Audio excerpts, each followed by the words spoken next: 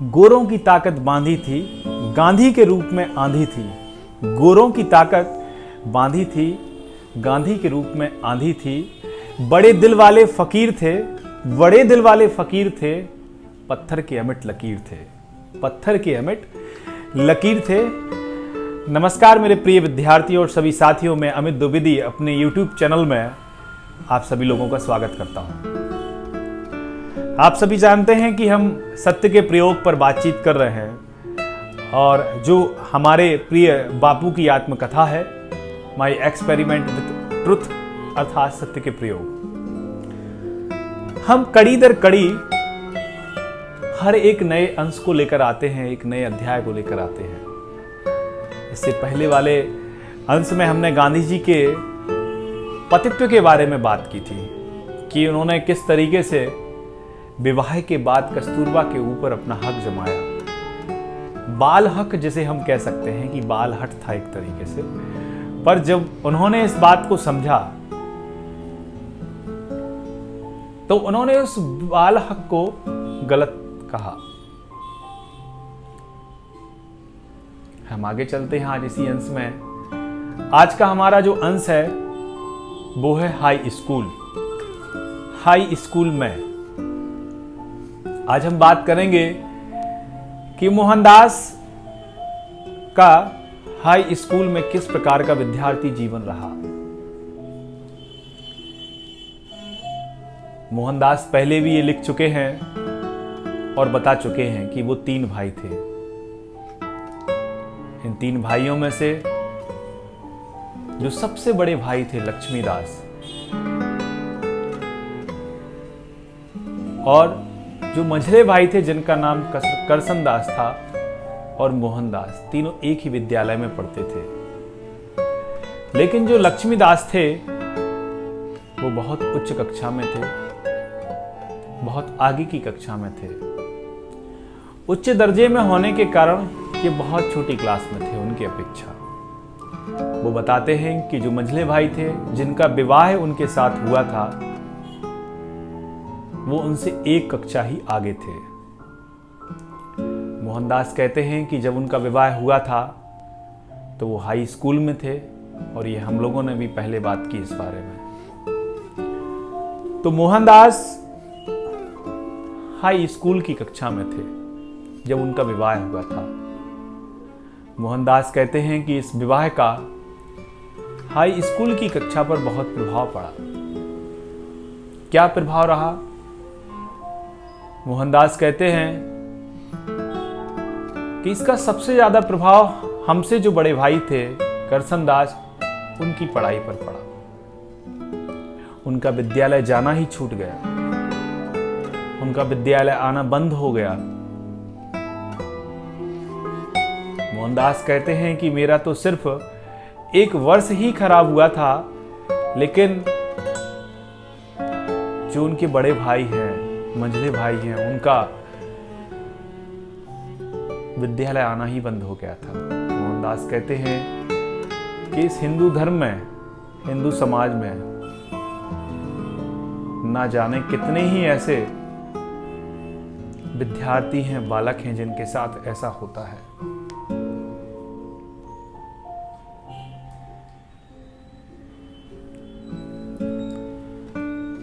मोहनदास बताते हैं कि जब वो हाई स्कूल में थे, और हाई स्कूल के अलावा भी उन्होंने अन्य कक्षाओं का इसमें वर्णन किया है, पर मुख्य रूप से हाई स्कूल के बाद जो भी घटनाएं उनके साथ घटी उनके बारे में उन्होंने वर्णन किया है।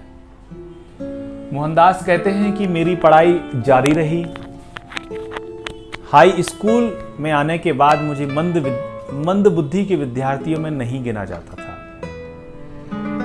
बल्कि एक प्रतिभाशाली विद्यार्थियों में मेरी गिनती होने लगी थी। मैं बहुत परिश्रमी था, मैं बहुत मेहनती था।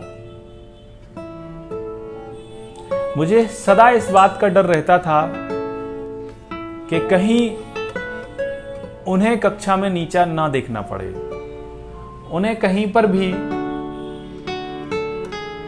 अपने आप में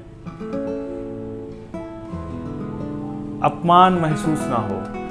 क्योंकि कभी भी वो ऐसा काम नहीं किया करते थे। मोहनदास कहते हैं कि पहले विद्यालय में प्रत्येक माह आचरण का भी प्रमाण पत्र भेजा जाता था। अंक तो भेजे ही जाते थे, पर आचरण का भी प्रमाण पत्र भेजा जाता था, चरित्र का प्रमाण पत्र भेजा जाता था माता पिता के पास। तो मोहनदास को हमेशा डर रहता था कि ऐसा उनके जीवन में कभी ना हो कि उनके माता पिता के पास आचरण को लेकर कभी कोई गलत प्रमाण पत्र उनके घर पहुंचे। मोहनदास कहते हैं कि मैंने 5वें और 6ठे दर्जे में इनाम भी प्राप्त किए हैं, छात्रवृत्ति भी प्राप्त की है।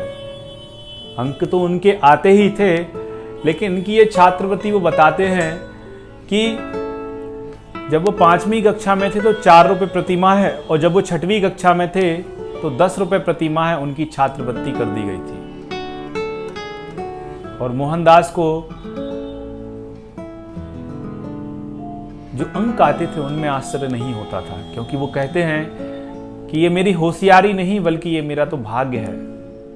पर उन्हें छात्रवृत्ति जो मिलती थी उसका उन्हें बहुत आश्चर्य होता था कि मोहनदास कहते हैं कि ये छात्रवृत्ति मुझे कैसे है। मोहनदास कहते हैं कि छात्रवृत्ति पूरे सौराष्ट्र प्रांत में, सौराष्ट्र से आप सभी परिचित हैं जिसको हम गुजरात कहते हैं, पूरे सौराष्ट्र प्रांत में जो विद्यार्थी अव्वल दर्जे में रहते थे उन्हीं को छात्रवृत्ति दी जाती थी। हर एक विद्यार्थी को छात्रवृत्ति नहीं दी जाती थी। मोहनदास बताते हैं कि कक्षा में उस समय 40 से 50 विद्यार्थी हुआ करते थे, तो 40 से 50 विद्यार्थियों की कक्षा में सौराष्ट्र प्रांत के विद्यार्थी हो ही कितने सकते थे। उन्हीं में इनका नाम आता था जिनको छात्रवृत्ति मिला करती थी। वो कहते हैं मुझे मेरी होशियारी पर कभी गर्व नहीं होता, बस मुझे मेरे आचरण को लेकर बड़ी चिंता रहती है। मोहनदास बताते हैं कि एक बार उनके शिक्षक ने उनको मार लगाई, जिसका उन्हें बहुत दुख हुआ। उनके पूरे जीवन में ऐसे केवल 2 प्रसंग हुए, 2 ऐसी घटनाएं हुई जब उनके शिक्षक ने उनको मार लगाई, और इस बात का उन्हें बहुत दुख भी है। उन्हें दुख इस बात का नहीं कि उनको दंड मिला, मार मिली, दुख तो इस बात का है कि वो दंड के पात्र बने। मोहनदास बिल्कुल सही कहते हैं। कई बार हम लोगों को अपने आम जीवन में कई सारी बातों को लेकर बहुत पछतावा होता है कि ये सब मेरे साथ हुआ ही क्यों है। अब जो घटना हुई हो गई, लेकिन मैंने क्यों ऐसा किया, ऐसा क्या हुआ कि हम इसके पात्र बने। तो मोहनदास को यही एक दुख था कि वो दंड के पात्र बने। दंड मिलने का दुख नहीं, सिर्फ दंड के पात्र बनने का उन्हें बहुत अफसोस था, बहुत दुख था।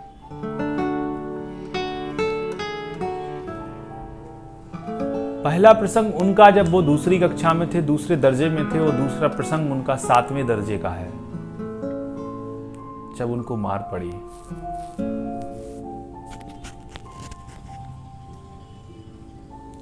मोहनदास बताते हैं कि उन दोनों एक शिक्षक उनके विद्यालय में आए, जिनका नाम था दोराबजी ऐदल जी गीमी। शिक्षक का नाम था ऐदल जी गीमी। मोहनदास कहते हैं कि ऐदल जी गीमी जो शिक्षक थे बहुत सख्त थे, बहुत ही नियम से चलते थे। समय से उनका स्कूल आना जाना होता था, विद्यार्थियों को समय से पढ़ाते थे, समय से काम देते थे। लोग उनका बहुत आदर करते थे और मैं भी उनका बहुत आदर करता था। वो विद्यार्थियों को पढ़ाने के साथ साथ मानसिक कसरत कराने के साथ साथ शारीरिक मेहनत, शारीरिक कसरत भी कराते थे। मोहनदास बताते हैं कि ऐदल जी गीमी विद्यार्थियों को, बच्चों को पढ़ाने के साथ साथ व्यायाम भी कराया करते थे। मोहनदास कहते हैं कि मेरा बचपन से ही कभी भी क्रिकेट में या किसी भी प्रकार की कसरत में कोई मन नहीं रहता था। मुझे तो पिताजी की सेवा करना प्रिय लगता था। मैं बहुत शर्मीला स्वभाव का था। मैं कभी खेलने के लिए नहीं जाता था, लेकिन जब से विद्यालय में ऐदल जी गीमी आए तो व्यायाम नियमित हो गया और जरूरी हो गया। उसके बिना कक्षाएं अधूरी मानी जाती थी। सुबह के स्कूल होते थे, सुबह विद्यालय जाना होता था और जैसे ही शाम के 4 बजते थे व्यायाम के लिए स्कूल जाना होता था, जिसकी हाजिरी स्कूल में लगाई जाती थी। मोहनदास ने कसरत करना शुरू कर दिया, स्कूल में जाना शुरू कर दिया। उसका परिणाम यह हुआ कि वो पिताजी की सेवा को समय कम देने लगे। इस बात का भी मोहनदास को बहुत दुख रहता था।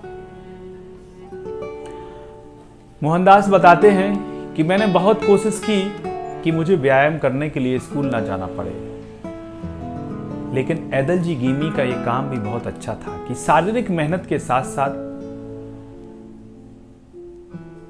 माफी चाहूंगा, मानसिक मेहनत के साथ साथ शारीरिक मेहनत भी हो, तभी हम स्वस्थ रहेंगे। फिर भी मोहनदास कहते हैं मुझे इस बात का अफसोस नहीं कि मैं क्रिकेट खेलने या व्यायाम करने के लिए नहीं जाता था, क्योंकि वो कहते हैं कि पुरानी कक्षाओं में शिक्षकों ने बताया था कि हम शाम के समय या सुबह के समय जब बाहर हवा में टहल कर पढ़ते हैं तो बहुत जल्दी हमारी याददाश्त तेज होती है, हम बहुत जल्दी चीज़ों को कंठस्थ कर सकते हैं। तो मेरा पढ़ना ये दिनचर्या में था और मैं बहुत घूम घूम कर पढ़ता था, जिससे मेरा शरीर भी बड़ा कठिला हो गया था और मुझे नहीं लगता कि मुझे व्यायाम की आवश्यकता थी। पर ऐदल जी गीमी का काम भी बहुत जरूरी था, व्यायाम करना भी बहुत जरूरी था।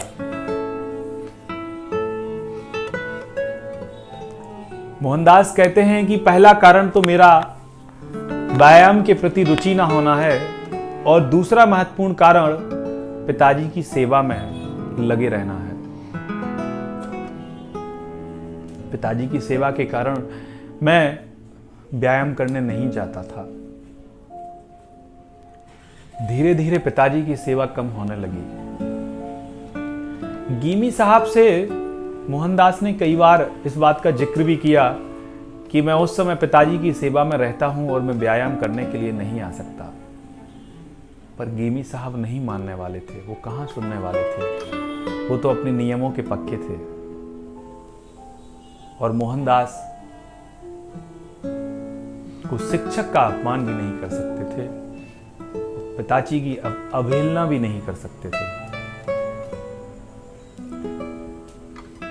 मोहनदास एक घटना बताते हैं कि चौमासे का समय था, बादल हो चुके थे, शाम के 4 बजे हमें व्यायाम के लिए विद्यालय जाना था। पर बादल होने के कारण और घड़ी उसी दिन खराब होने के कारण मैं समय नहीं देख पाया और उस दिन मैं व्यायाम के लिए अनुपस्थित रहा। और जब मैं व्यायाम के लिए अनुपस्थित रहा और ऐदल जी गीमी ने जब अगले दिन स्कूल के अटेंडेंस रजिस्टर में जब मेरा नाम देखा और उसमें अनुपस्थिति देखी तो मुझे दंड दिया। पर मोहनदास ने कहा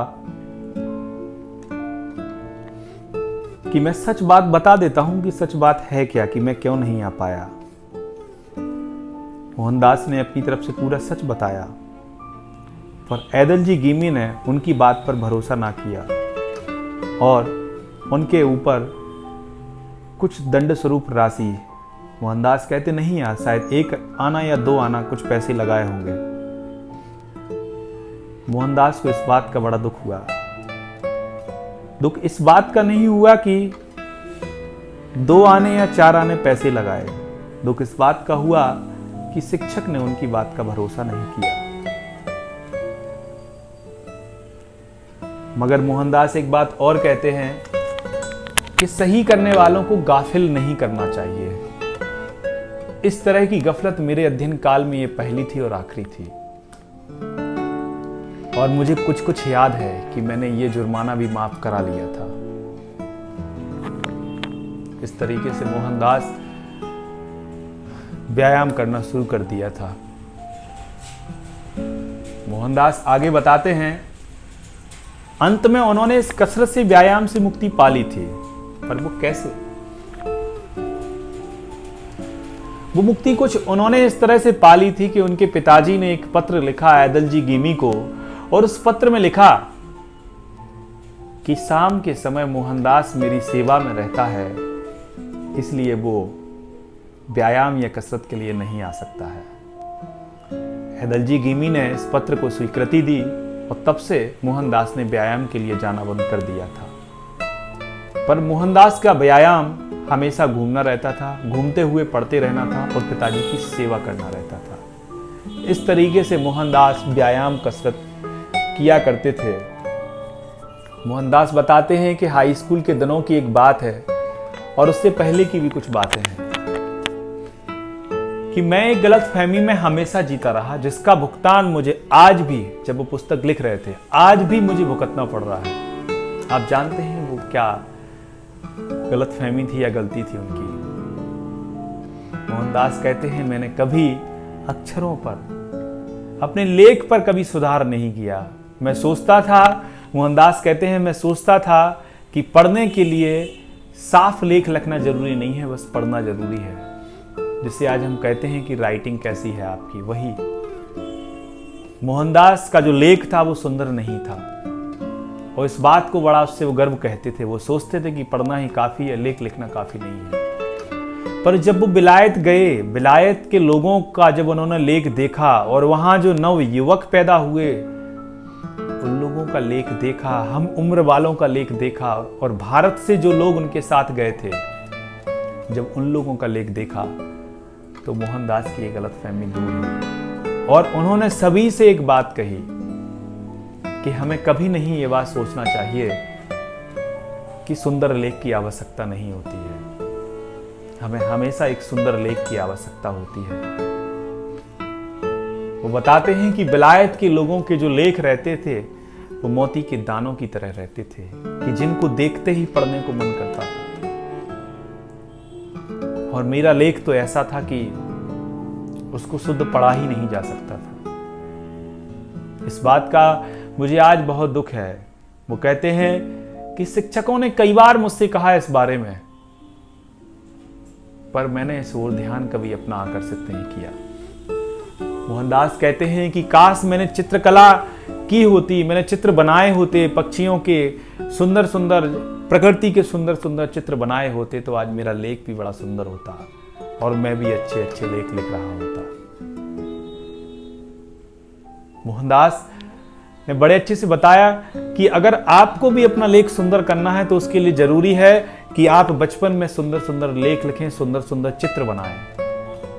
अगर मैं सुधारने की कोशिश भी करूं तो उनको नहीं सुधार सकता, क्योंकि मिट्टी तो पक चुकी है, उसको हम दोबारा गला भी नहीं सकते और पका भी नहीं सकते।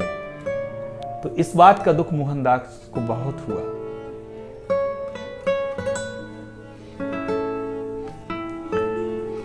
इस समय का एक और प्रसंग मोहनदास ने लिखा है।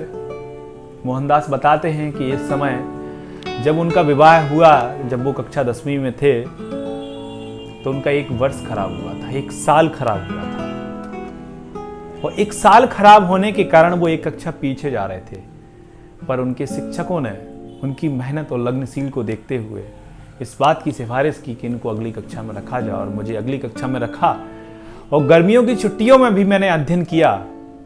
कई बार मेरा मन ऐसा हुआ, मुझे आलस आया कि मैं इसको आगे ना पढूं, पर इस बात का भी अंदर से जहन में आवाज आती थी कि अगर मैं आज नहीं पढ़ूंगा, आलस नहीं करूंगा, तो जिन शिक्षकों ने मेरे बारे में ये कहा कि ये बहुत श्रमशील विद्यार्थी है, उनकी बात भी खाली जाएगी, उनका भी अपमान होगा, माता पिता का भी सिर नीचे होगा। इन सब चीज़ों को ध्यान में रखते हुए मोहन ने अपनी पढ़ाई को बहुत अच्छे तरीके से जारी रखा और वो मेहनत करते रहे।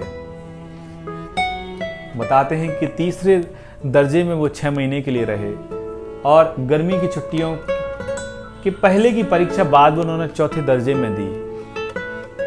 इस तरीके से उनका ये कार्य चलता रहा। मोहनदास बताते हैं कि उन दिनों रेखा गणित पढ़ाया जाता था जो मुझे बहुत ही बेकार लगता था। मैं अपनी व्यक्तिगत बात कहूँ तो रेखा गणित मुझे भी बहुत खराब लगता था। खैर, मैं तो अपना बता रहा हूँ। मोहनदास कहते हैं कि मुझे रेखा गणित पढ़ना बहुत बुरा लगता था। संस्कृत को तो रटा भी जा सकता है, पर रेखा गणित को आप कैसे रटेंगे? मोहनदास कहते हैं कि इसको रट पाना बड़ा ही मुश्किल काम था। मैंने बहुत प्रयास किया कि मैं रेखा गणित को सीखूं, लेकिन नहीं सीख पा रहा था। फिर वो कहते हैं कि एक दिन ऐसा हुआ कि जैसे ही मैं 13वें प्रमेय पे पहुंचा, मुझे रेखा गणित इतना आसान लगा कि मैं उसे आज भी याद रखता हूं। उससे कठिन भाषा उन्हें संस्कृत लगने लगी। मैं खुद सिर्फ इसलिए हो रहा हूं कि मन ही मन में ये विचार कर रहा हूं, सोच रहा हूं कि कैसा दृश्य रहा होगा उस समय जब उन्होंने विचार किया होगा कि रेखा गणित मुझे बड़ी कठिन लगती है और 13वें प्रमेय पर पहुंचते ही उन्हें ये सरल लगने लगती है। ऐसे चमत्कार तो किसी लग्नशील और परिश्रमशील विद्यार्थी के जीवन में ही आते हैं, जो बेशक मोहनदास रहे हैं। रेखा गणित उन्हें बहुत सरल और सहज लगने लगी और संस्कृत उन्हें कठिन लगने लगी। मोहनदास कहते हैं कि उन दिनों अंग्रेजी का विषय भी पढ़ाया जाता था, जो मुझे सबसे खराब लगता था, क्योंकि वो भी मुझसे नहीं पढ़ा जाता था और मुझसे भी नहीं पढ़ा जाता है। माफी चाहूंगा, मैं बीच बीच में ये सब बातें बोल रहा हूं, पर मैं अपने बातों पर आता हूं। मोहनदास कहते हैं कि उन दिनों मुझे अंग्रेजी का विषय भी बड़ा बेकार लगता था, उसको भी मुझे रटना पड़ता था। मोहनदास कहते हैं कि जब मैंने संस्कृत को पढ़ना शुरू किया तब मैं 4ठी कक्षा में था। 6ठी दर्जे में मैं हिम्मत हार गया और संस्कृत के अध्यापक जो थे बहुत कड़क थे। मैं संस्कृत नहीं पढ़ पा रहा था कि संस्कृत को मैं कैसे पढ़ूं। उन दिनों फारसी एक विषय होता था भाषा का, और फारस के जो विद्वान थे, फारस के जो शिक्षक थे, वो बहुत सरल थे। मोहनदास कहते हैं कि जब हमारे मित्र आपस में बात किया करते थे, जब कक्षा में विद्यार्थी बात किया करते थे, तो बोलते थे कि फारस के जो विद्वान हैं, शिक्षक हैं, वो बहुत सरल हैं। वो बच्चों को मारते नहीं हैं, बच्चों को दंड नहीं देते हैं। ये तो हुई एक अलग बात, लेकिन वो जितना काम करो उतने में खुश रहते हैं, वो दबाव नहीं बनाते हैं। मोहनदास को ये सुनकर बड़ा अच्छा लगा, और मोहनदास ने जब ये सुना तो एक दिन वो फारसी शिक्षक की कक्षा में चले गए पढ़ने के लिए। वो पढ़ने के लिए बैठे ही थे कि वहां पर संस्कृत के शिक्षक उनके पास पहुंचे और उनसे कहने लगे कि तुम्हें पता है कि तुम किस धर्म से हो? बुलाकर कहा कि सोचो तुम किसके लड़के हो, तुम्हारे लिए संस्कृत पढ़ना जरूरी है। तुम अपने धर्म की भाषा नहीं सीखोगे तो क्या करोगे? आपको कहां कठिनाई आती है मोहन, मुझसे पूछो। ये कहा किसने? संस्कृत के शिक्षक ने।